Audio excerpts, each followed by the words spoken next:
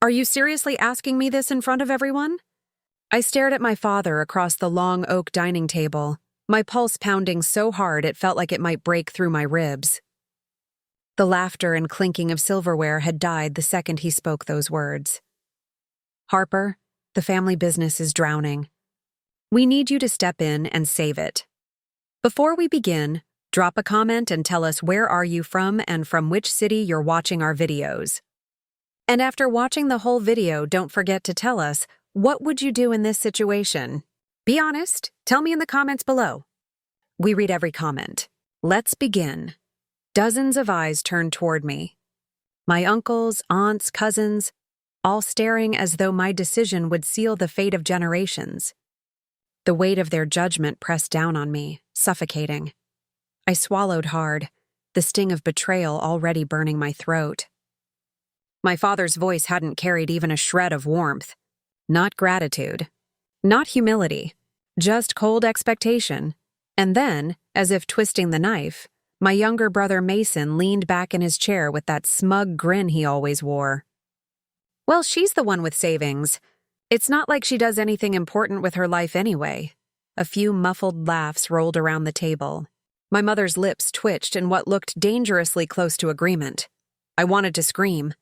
I wanted to throw the glass of wine in Mason's face. But instead, I inhaled sharply, tightened my grip on the edge of the table, and said through gritted teeth, "Fine. 150,000. I'll wire it tomorrow morning." The words left my mouth heavy, bitter. The tension snapped like static through the room.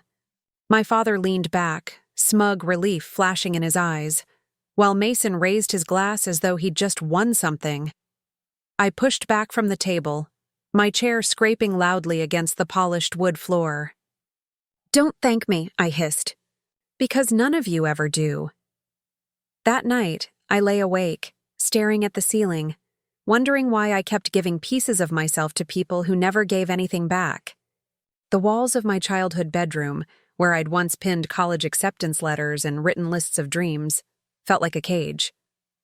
The next day, I transferred the money. $150,000. Years of working late nights, cutting corners, skipping vacations, gone in seconds with the click of a button. And then I saw it. Mason's shiny new car parked in the driveway, its chrome grille catching the sunlight like a slap across the face. He leaned against it, laughing with his friends, bragging loudly enough for the neighbors to hear. "Can you believe it? Dad finally trusted me enough to let me handle some things at the company," he boasted. "Guess who's in line for everything now?" The rage inside me coiled tight, like a storm waiting to tear the roof off the house. That evening, as if fate hadn't mocked me enough, my family threw a party. A full celebration, wine flowing, music blasting, relatives praising Mason as if he were the savior of the family legacy.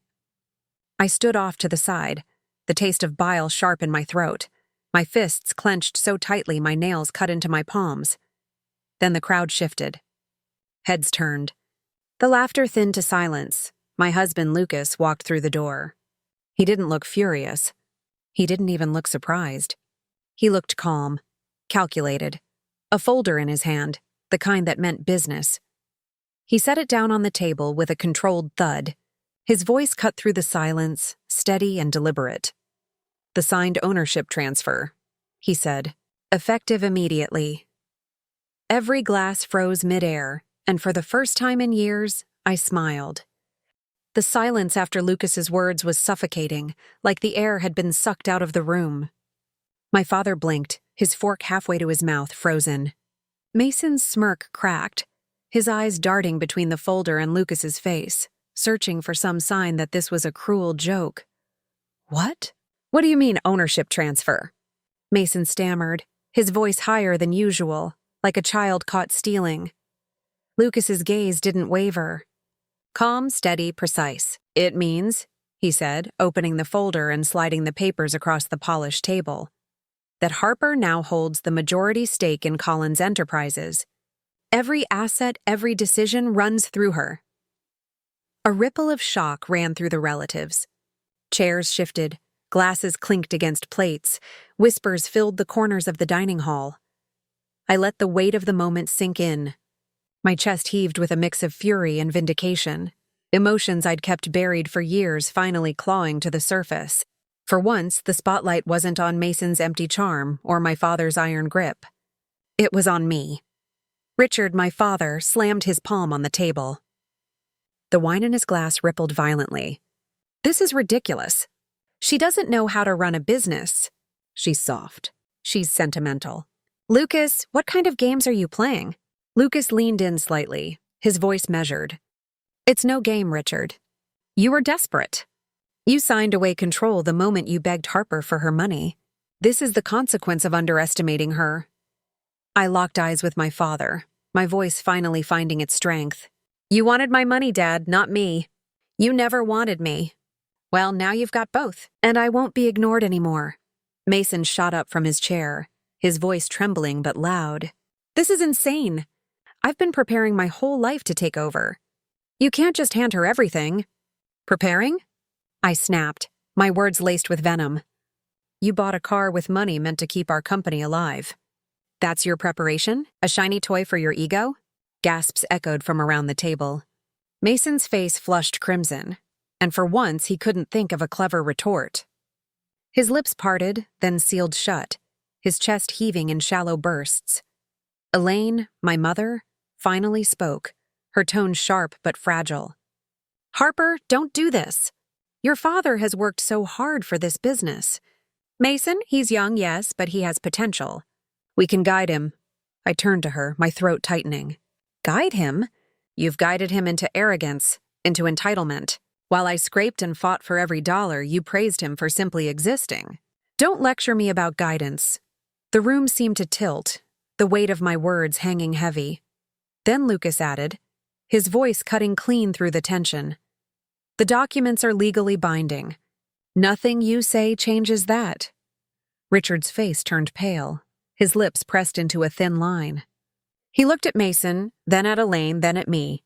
For the first time in my life, I saw fear flicker in his eyes. Fear of losing control, fear of being powerless.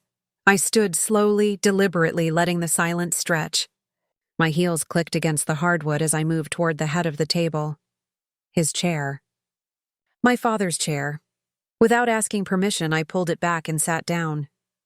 The leather was warm beneath me, carrying the weight of decades of decisions, dominance, and dismissals.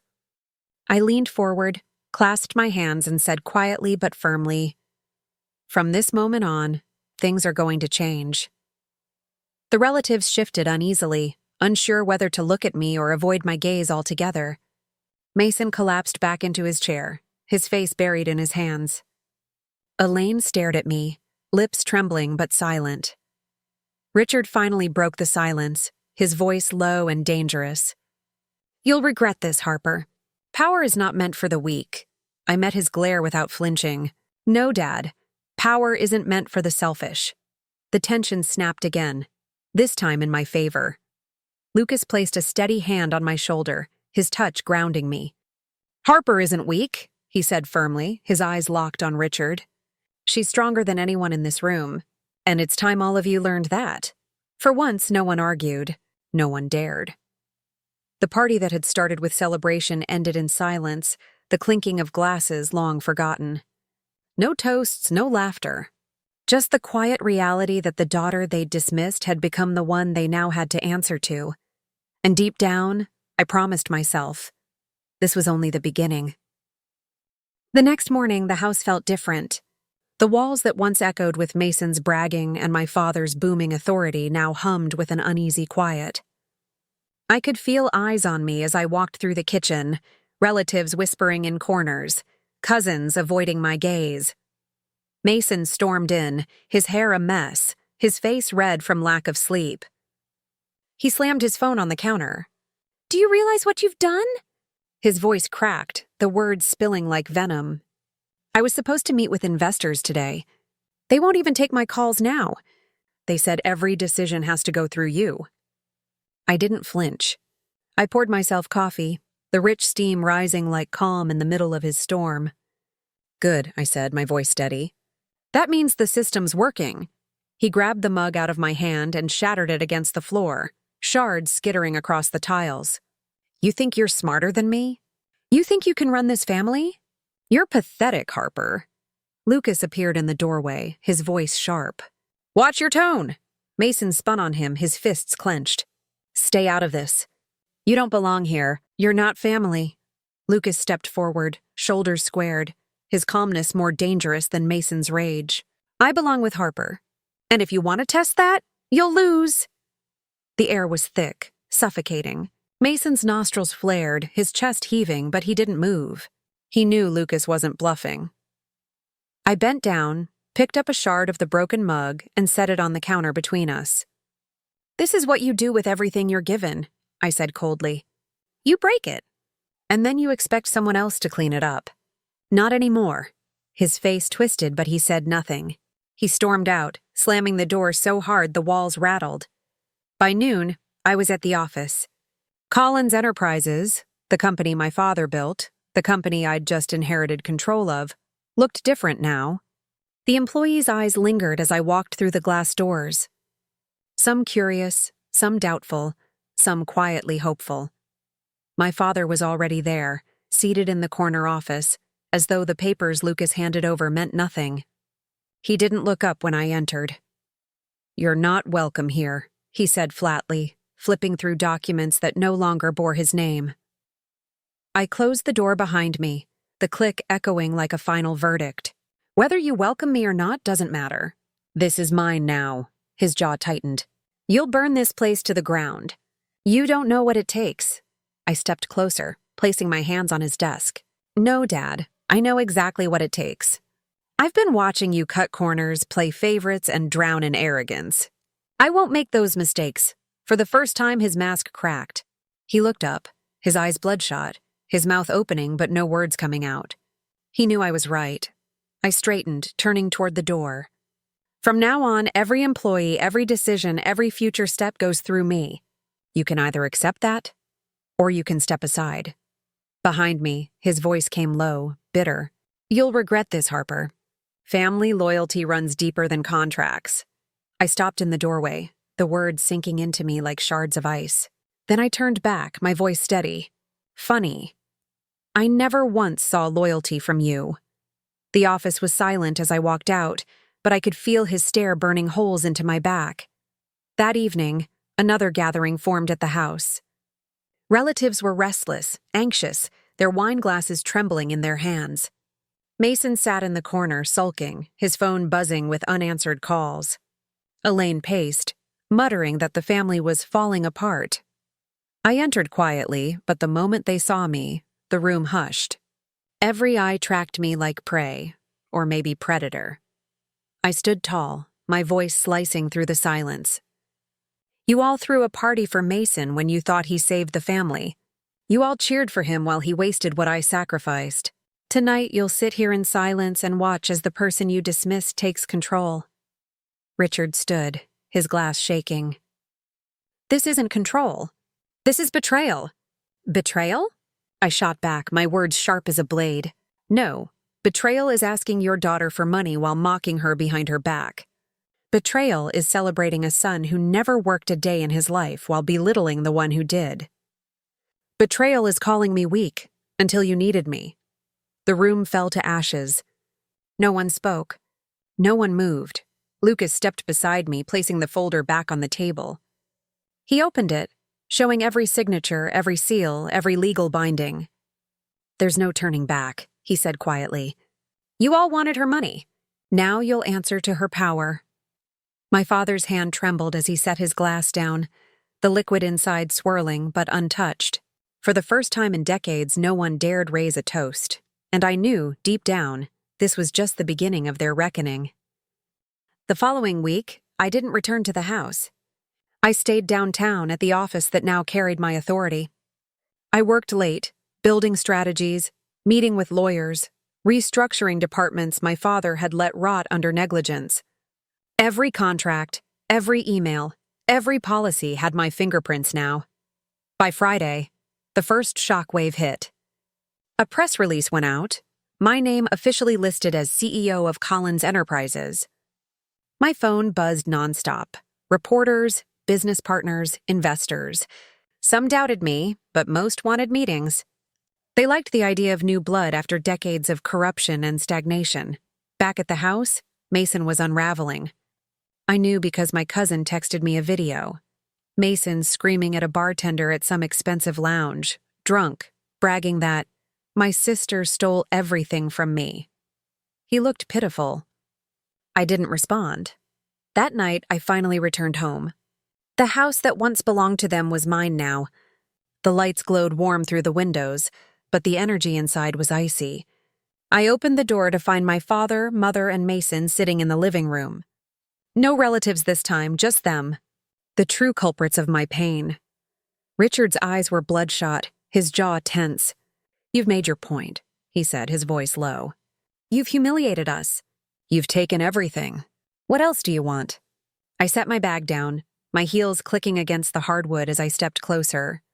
"I don't want your apology. I don't want your approval. I want you to live with what you created. A family that only loved money until it destroyed them." Elaine's lip quivered. "You're our daughter. We were trying to protect the legacy." "Protect it?"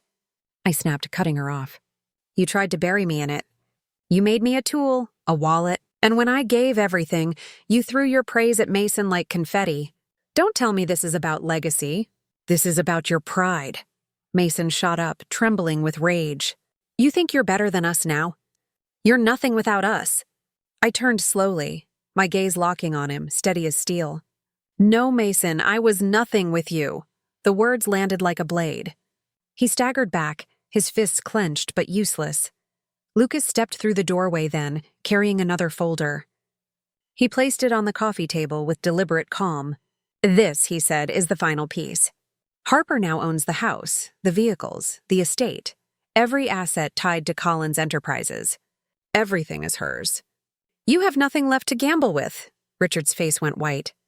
Elaine gasped. Mason's eyes widened, then narrowed, like a cornered animal. "You wouldn't," Richard whispered, shaking his head. I stepped closer, my voice sharp. "I already did. You signed the papers yourself, Dad. You were too desperate to notice. And now, the empire you thought would belong to Mason belongs to me." The silence was deafening. Elaine collapsed into the couch, covering her face. Mason cursed under his breath, pacing like a trapped wolf. Richard stared at me, his lips trembling, the image of a man watching his world turn to dust. Finally, I said the words I'd carried for years. "You called me weak. You dismissed me. You made me feel invisible. But tonight you'll remember this. I'm the one who saved you when you asked. And I'm the one who ended you when you mocked me." Richard's glass slipped from his hand, shattering against the floor. No one rushed to clean it up. I turned toward the door, Lucas by my side, his steady presence grounding me. My voice carried one last time over the room. "From this moment forward, I'm not your daughter. I'm your consequence." And with that, I walked out, the sound of my heels striking the floor echoing like a closing chapter. The night air outside was sharp, alive, filled with freedom. For the first time, I wasn't weighed down by their judgment. For the first time, the power was mine, and I wasn't going to waste it on revenge alone. I looked at Lucas, his calm smile catching the glow of the porch light. "This is just the beginning," I whispered. He nodded. "Then let's build something better." Behind me, the house was silent. Inside, the family that had laughed at me was crumbling under the very silence they once forced on me. And for the first time in years, I could breathe. The girl they underestimated was gone. In her place stood a woman they'd never control again.